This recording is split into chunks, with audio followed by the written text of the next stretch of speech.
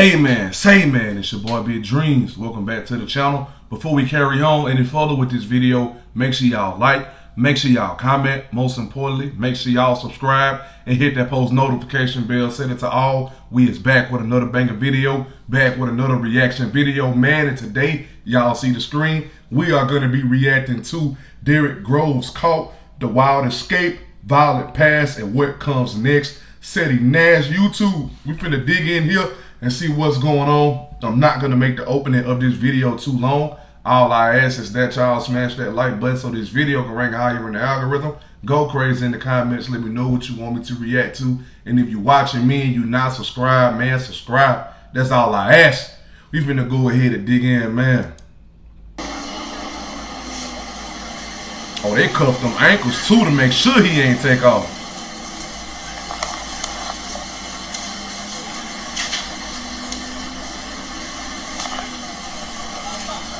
They cuffed them legs, boy.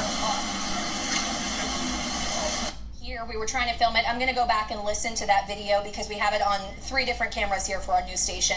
So we are going to go back and try and isolate the audio and hear exactly what he said. But we could tell he was certainly trying to get the crew's attention because he was yelling out the left side of the vehicle as the crews were over there. And then as the car turned around and police were taking him off, we could see him move to the right side of the vehicle, started yelling again through the bars of those windows. So he has something to say. We're just not sure exactly what it was at this point. Yeah, inquiring minds want to know what he had to say as he was on his way out. We did hear from U.S. Marshals Service here in New Orleans that he was not injured. No one was injured in this operation, which I think is something to be thankful for. I think if he could say anything, it would be to tell my story. I think that's exactly what he would say. So that's exactly what we're going to do. We're going to start from the beginning to the end. Don't hit the like button just yet. Come take this walk with me real quick. The story of Derrick Groves, caught today, but the story is insane. In 1994, Kim Marie Groves, a 32-year-old mother of 3 from New Orleans' 9th Ward, did something most people in her neighborhood were too afraid to do. She stood up to a cop. She watched as Officer Lynn Davis, a decorated but dirty member of the New Orleans Police Department, brutally beat a young man during a street encounter. Instead of staying silent like everyone else, Kim filed an internal affairs complaint naming Davis directly. At the time, Davis had a reputation for being untouchable, a man feared by both citizens and officers. He was known as a head buster, protected by the same department meant to investigate him, but a complaint lit a fuse that exposed the rot inside of the NOPD. When Davis found out about the complaint, he didn't just get angry. He planned revenge. What Kim Groves didn't know was that Davis was already being secretly recorded by the FBI as part of a federal probe into police corruption. On those tapes, he was heard telling a local drug dealer and hitman, Paul Hardy, that he wanted Kim killed for snitching. Davis even bragged that he'd provide police protection for the shooter to get away clean. On October 13, 1994, Kim Groves was shot in the head on the corner of her block, right in front of her house, just days after filing her complaint. As she lay dying, her neighbors stood in disbelief. The hit was carried out exactly as David ordered, and the FBI had it all on tape. The single act, a police officer orchestrating a citizen's murder, became one of the most shocking betrayals of public trust in United States history. Lynn Davis was convicted of violating Kim Groves' civil rights under the color of law, effectively the death penalty for a cop who used his badge to commit murder. He was sentenced to death in 1996, along with the hitman Paul Hardy. Though Davis remains on death row to this day at a federal penitentiary in Indiana, the fallout shattered the city's faith in law enforcement, forcing the Department of Justice to investigate the New Orleans Police Department, which was described as one of the most corrupt in America. For Kim Groves' children and her grandson, Derrick Groves, who just was a baby when she died, her murder became a generational trauma, a symbol of how the very system meant to protect them had instead planted the seeds of violence and distrust that still echo throughout the bloodline 3 decades later. A symbol of how the very system meant to protect them had instead planted the seeds of violence and distrust that still echo through their bloodline 3 decades later. So now that y'all know what the police did to his grandma, you'll understand that he had to endure what the city already had for him. Don't worry, juvenile hall, and what ultimately led to him getting 2 life sentences. Roll it. By his early 20s, Derrick Woo Groves was no longer just surviving. He was reacting to a world that had written him off before he ever had a chance to rewrite his story. The loss of his grandmother wasn't just family history.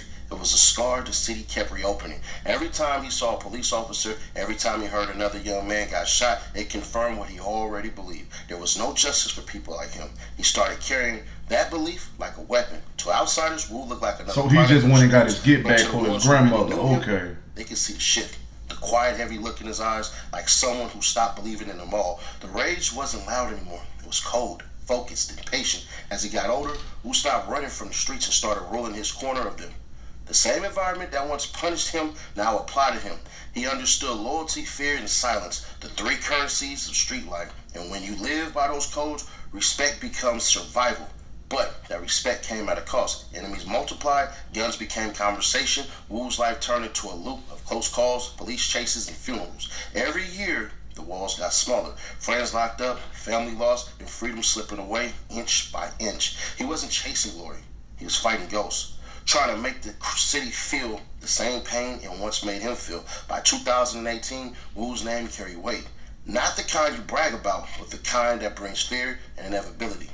Mardi Gras Day was supposed to be celebration and escape, but Woo was already past escaping anything when shots rang out on that crowded block, killing 2 and wounding 2 more. His life crossed a line it could never come back from. The police called it revenge, the streets called it another day, but in reality, it was destiny catching up. That trigger pull wasn't just anger. There was years of pain firing off all at once. Woo didn't see himself as a villain. He saw himself as what New Orleans made him. The system broke his grandmother, broke his faith, and finally broke him. From that moment on, he wasn't just Derrick Groves. He for sure was the name Woo, the man the city created and then turned into his own nightmare.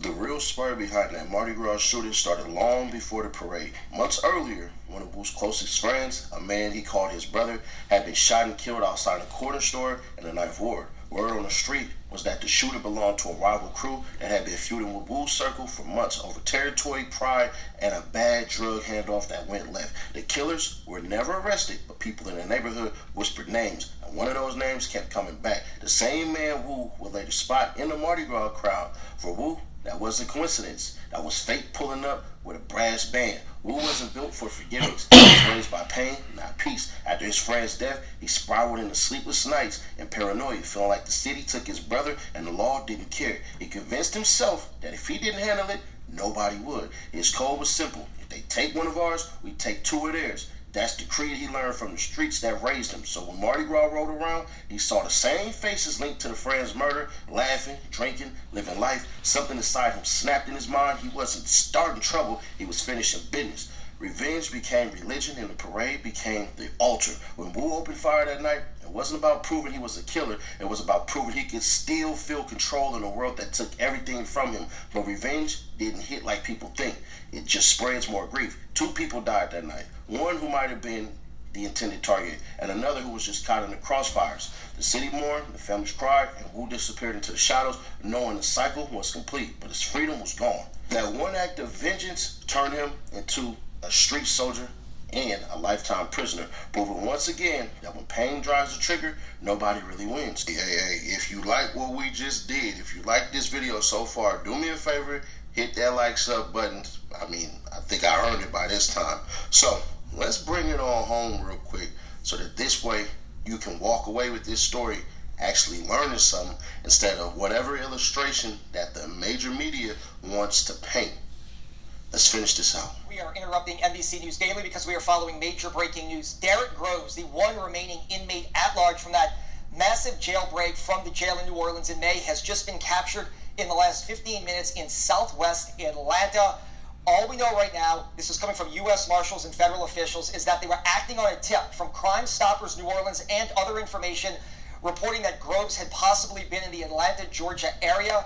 They went to a house, and that is where they found Groves in the last 30 to 45 minutes. It is our understanding from federal U.S. Marshals that Derrick Groves is in custody right now. When he'll be extradited back to New Orleans, that is not known. But as everybody knows by now, Groves was one of 10 people to break out of the Orleans Justice Center, which is just another name for the jail in the city of New Orleans back in May.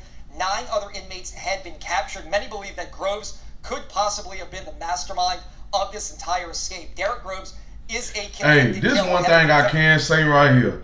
if he broke out once, he most definitely can do it again. Because them breakout plans in a jail or a prison, they don't just, you know what I'm saying, take a few seconds for it to come up. Well, not a few seconds, I mean. It don't take just a few minutes for somebody to come up with a master plan to break out. Nah, they had to take a few years or some months, at the most, a few years to some months to really come up with that plan to get him and 9 other people out, bro. So you best believe he get out of there once, he can get out of there again. The only way he'll really not have a chance is if they just really put him in a spot where it's like, yeah, you got out that time, you ain't getting out this time. That's the only way he really not getting out. But on everything, bro, I say that they just should have all went as far up north as possible. Even though you probably would have still got caught because your face is all over the internet. But you should have went as far up north as possible. Like y'all in the South, in the prison system, escaped and you stayed in the South. No, bro. If that's the case, y'all should have been in New York, doggone Washington, Idaho, North Dakota, South Dakota, Minnesota. Y'all should have been up that way. Ain't no way you finna escape the prison system in the South and stay in the South. Man. You supposed to went way up yonder. You supposed to went up that way. Go up the doggone country. Don't stay right here at the bottom. No, go up the country. Go to New York City or something. Go to Rhode Island. Go to Maine. Go to Vermont. Go to somewhere where you can start your new life at that point. Like, they stayed in the South, bro. You supposed to went up doggone north of the country. Guilty of killing numerous people on Mardi Gras Day several years ago. He has now been on the run for several months, but now, on October 8th, he has now been brought to justice in the Atlanta area, in southwest Atlanta. We are waiting for video from the scene. It's our understanding that Atlanta PD, as well as federal officials, raided a house a few hours ago. They were tipped off that Groves could have been there, and now, according to U.S. Marshals, he, in fact, was there. Joining us live, the point person for a lot of this, U.S. Marshal Brian Fair. Brian, first off, congratulations on ending now what has been almost a 6-month search for Derrick Groves. Thank you, and can't take credit for it. This was a team effort through multiple law enforcement agencies and with support from Crime Stoppers GNO. So if you can talk about this, you have done a lot of interviews. You told us back in May it may take weeks, it may take months, but we will eventually catch Derrick Groves. I know that the investigation is still fresh. It's actually happening right now, but how did you all track him down to Georgia, the southwest Georgia? Was it essentially just a tip called into Crime Stoppers? It was a combination of tips that we received from Crime Stoppers GNO and then follow-up work done by the U.S. Marshal Service over the last couple months. We developed information that he was possibly at a house on Honeysuckle Street in Atlanta, Georgia. And this morning, from what you saw in the news, was the follow-up of that. The U.S. Marshals New Orleans Task Force sent a collateral lead out to the U.S. Marshals Southeast Regional Fugitive Task Force in Atlanta. They, along with the Atlanta PD SWAT team, acted on that tip. And behind the scenes, there was a lot of investigative work done here in New Orleans by the Orleans Parish Sheriff's Office, the New Orleans Police Department, Louisiana State Police, FBI, HSI, and the U.S. Marshals. So there was a lot of manpower, hours, and investigation that went into this to today's result. Yeah, and look, Brian, we're all going to have a lot of questions. So is the general public watching this right now. Do you know how long he's been in Atlanta or how he got there? I mean, obviously he didn't fly.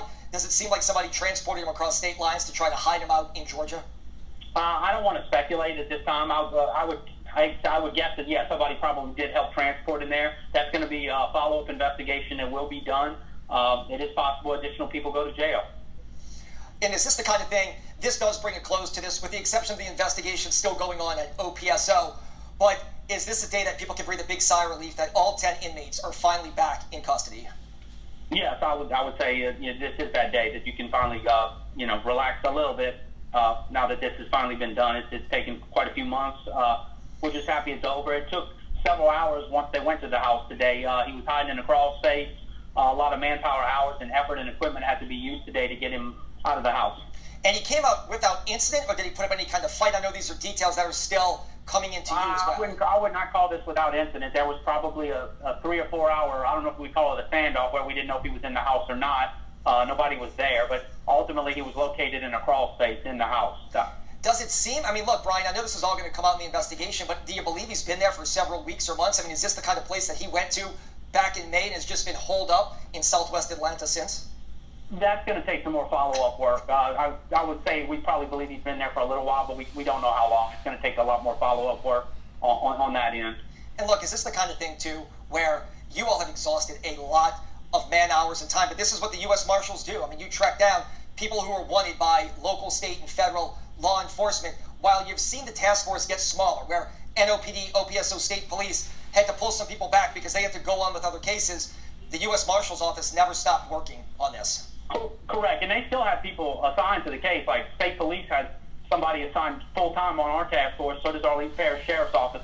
So those people continue to work, and LSP and Orleans continue to support our efforts during that time. So did HSI and FBI.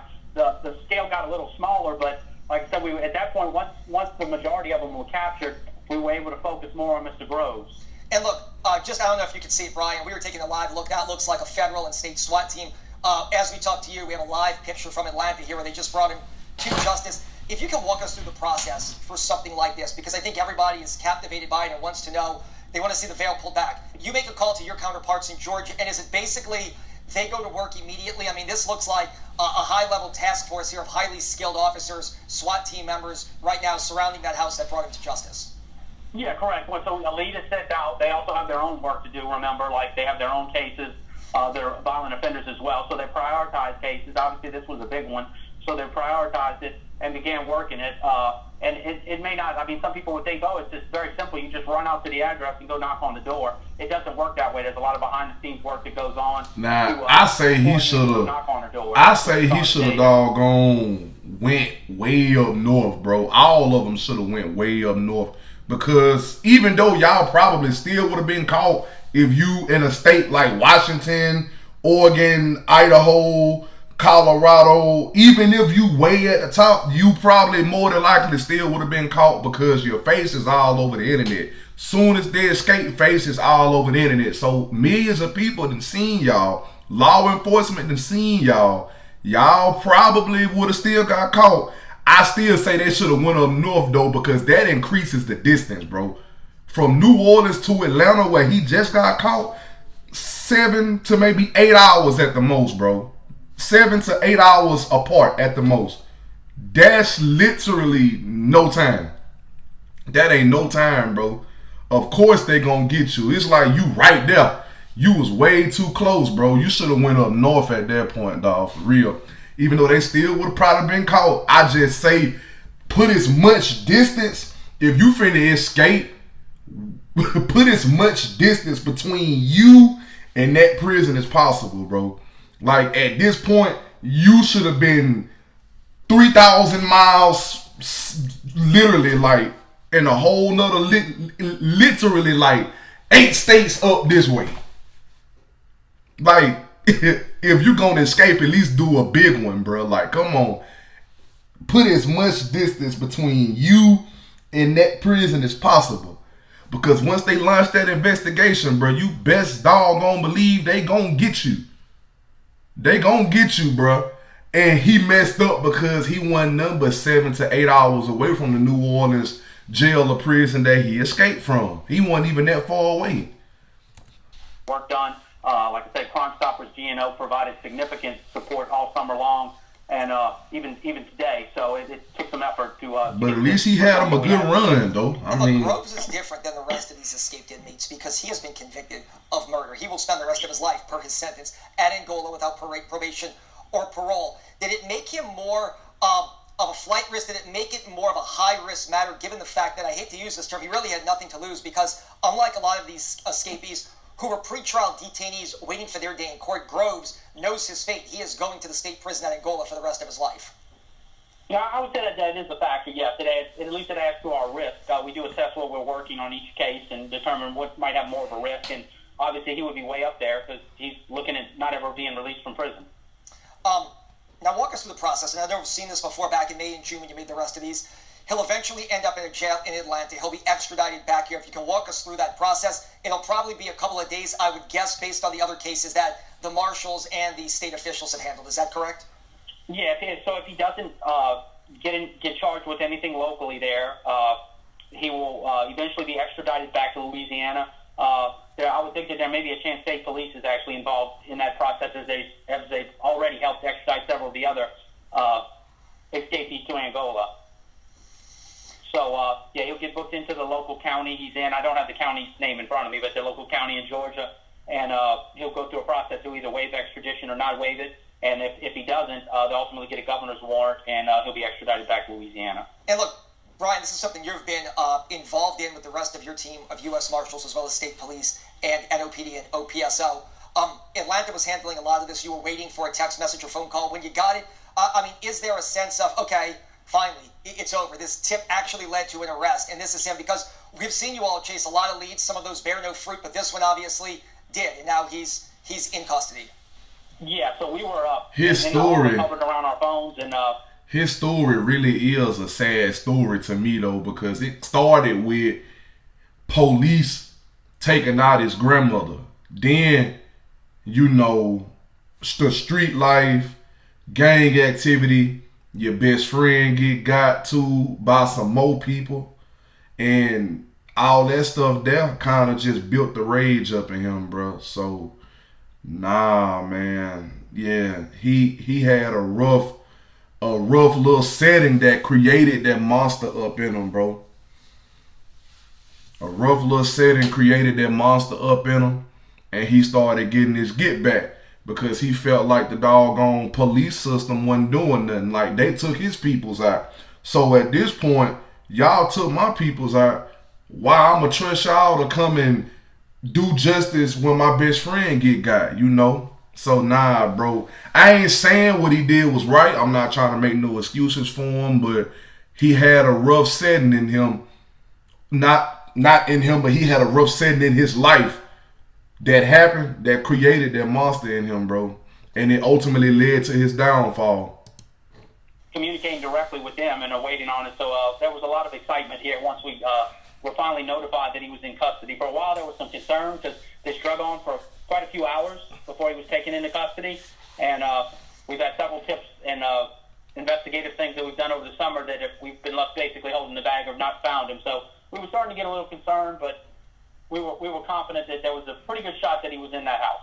And look, I know that we've talked to other sources. They told us there were some tips coming in recently. There was some chatter, I guess, that he may have been in the Atlanta area. Is that kind of why you all focused in on this area? When you start getting a lot of tips and a lot of chatter, does it become reality? Well, there's been multiple tips in Atlanta and other areas in Georgia, and then there was stuff in Texas and other places. So we had to follow up on everything along the way, I would say. And then we had to do our own investigation as well to try to see what we could develop from talking to people, looking through records, and it was all time-consuming. All right, Brian Fair, U.S. Marshal, we appreciate your time. I know that you and your team are probably very happy with this outcome today, that Derrick Groves was finally brought to justice. Yeah, the team. I just say, bro, where he was green at and where the rest of them was green at, y'all ain't put as much distance between y'all and that place, bro. Y'all was all right there because they caught the first, 9? They say it was 10 of them. They caught the first 9 just like that. He was the only one that had been on the run for over I think it's like a total of 145 days. They say he was on the run. He was the only one that really had a successful, you know what I'm saying, escape for some time. They got the rest of them like that. But at that point, bro, you out. You the only one that they looking for. You should have been putting as much space, as much distance, as much miles as possible between you and that doggone place. Literally. That's the number one thing I say he should have done. Probably would have increased his chance slightly. And he'll probably still be free. They'll probably still be trying to look for him. And then too, another thing, don't settle in one spot. Like, you on the run, so you can't settle in one spot. You're going to have to stay moving. You're going to have to, bro. You can't escape, go 6, 7, 8 hours away from where you escaped from, and then stationary there. Nah, bro. Nah, you going to have to keep moving, dog. You going to have to. And then again, you a doggone criminal, bro. You a criminal. You escape. So you going to have to be on the run for the rest of your life, bro, because they going to be looking for you. Even it's a whole year from now and they haven't caught you, bro, somebody run across you with law enforcement, oh, they gonna get you. Especially if it's an investigation being open on you, bro, they gonna get you. You gonna have to be on the run for the rest of the time. So you should have been moving around, dog. I say if he had to put as much distance between him and that prison and just constantly on the move, like not being stationed in one place, he'll probably still be free right now. Even though they would have caught up with him at some point. But he probably would have at least been free a little longer, if nothing else. You know what I'm saying? With the end result of this, and when I say team, I mean all the agencies that were involved in this. It's not just the U.S. Marshals. It was all the other agencies and Crime Stoppers, GNO. I believe everybody's extremely excited right now. All right, Brian Fair, U.S. Marshal, we do appreciate your time. No, thank you. All right, so you see right there, you're looking at a graphic of what U.S. Marshal Brian Fair just told us. He was picked up on a street, if you're familiar with Atlanta, Honeysuckle Street, that is in the southwest corner of Atlanta. He was found in a crawl space inside a house.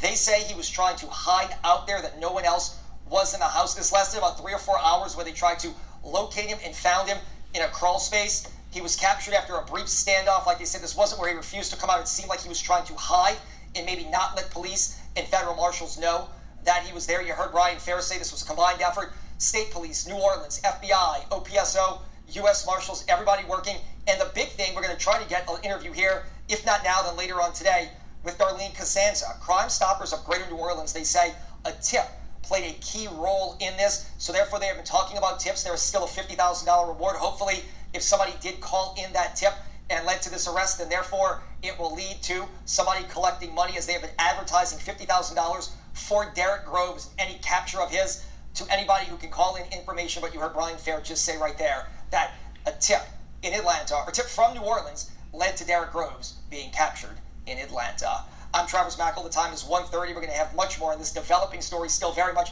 an active scene in Atlanta. You can get the very latest right now on WDSU.com. Keep looking at this live picture. We are going to leave it up from one of our sister affiliate stations in Atlanta, so you can see everything going on.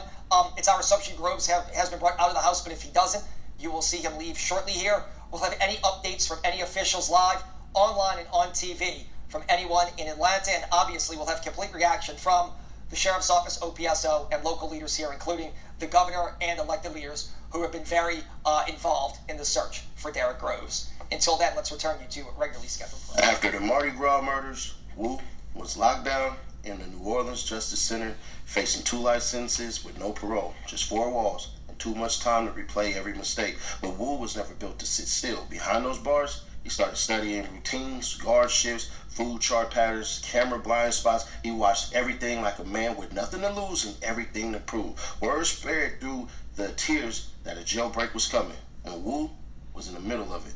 Not as the loud one, but as the quiet strategist. He wasn't thinking about freedom in a hopeful way. He was thinking about it like revenge against the system that caged him and killed his bloodline. On May 16, 2025, 10 men made their move. Doors jammed, alarms failed, chaos erupted, and when the smoke cleared, 9 would be caught, and Wu was the one who last was caught. He disappeared. For the next 5 months, Wu lived like a phantom. He moved through the back roads, slept in trap houses, and changed phones like socks. Rumor was he went through Baton Rouge, then Montgomery, then slid into Atlanta, blending with the street cousins who owed him old favors. Law enforcement threw everything at the search. Drones, marshals, heat sensors, but Wu stayed one step ahead, fueled by instinct and paranoia. He didn't post, didn't talk, didn't trust. To him, every day on the run was another middle finger to the same system that took his grandma, his friend, and his freedom.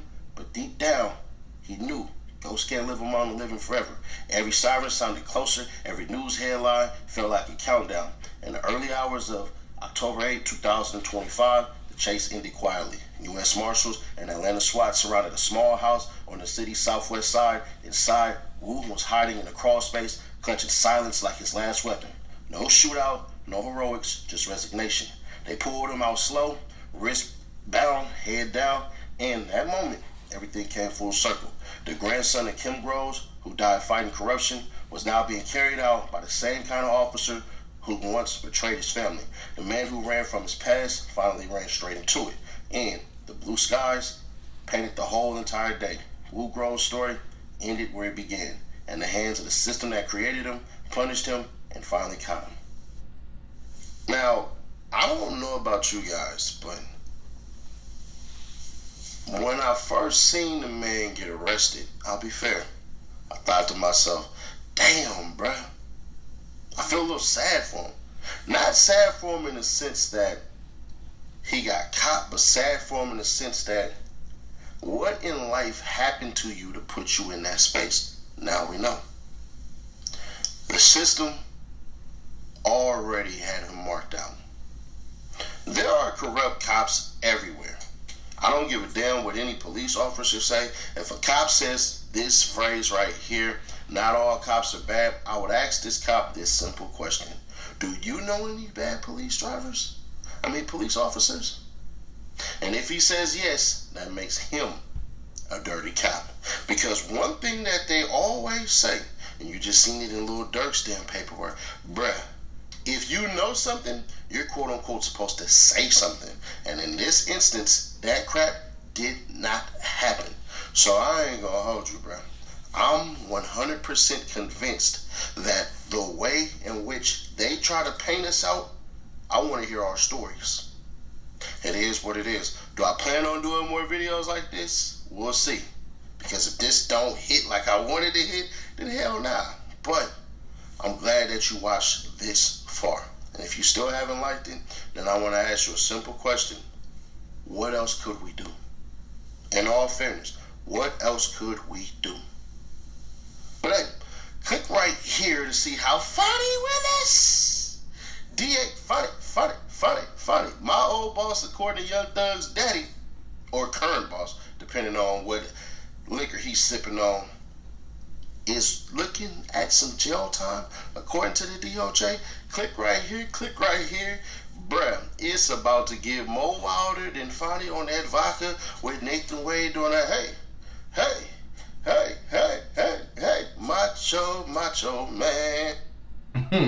But nah, bro, I feel bad for Derrick Groves in the sense of the situations that made him who he is. That's really why I feel bad for him, man. I can't sit up here and make no excuse for him because, yeah, like, you went through that, but you didn't have to allow that to turn you into the person that you turned into. You ain't have to turn to the streets. You ain't had to turn to a person that seek revenge or anything of that nature. You didn't have to turn to that. You chose to turn to that because you allowed it to turn you that. You allowed that situation to make you sour and you know what I'm saying, things of that nature. I get that it hurt. You know what I'm saying, not being able to trust a cop taking out your grandmother back in the day. I get all that, bro. That's, you know what I'm saying, normal, and that's understandable if a person is feeling like real rage behind that.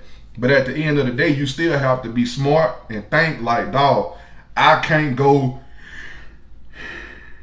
I can't go and literally blow my life trying to get back. You know what I'm saying? So with all that being said, I feel bad for him in the sense of he allowed the situation to turn him into something, and he got himself into the situation that he in now, serving life in prison, no possibility of parole or nothing. You just there. But listen, bro, y'all let me know what y'all thinking, what y'all feel. This is the end of the video. Make sure y'all like, make sure y'all comment. Most importantly, make sure y'all subscribe and hit that post notification bell. Set it to all. All social media links will be in the description. The link to the previous reaction video will be there as well. Follow me on all my social medias. Click the link to the previous reaction video and watch that whole video after you watch this whole video. Don't forget the link to the second channel will also be in the description. Make sure y'all go over there, subscribe, and show love because y'all will be seeing my face over there from time to time. But listen, I love y'all and I appreciate y'all for showing me love back. And we out this thing, man, for real.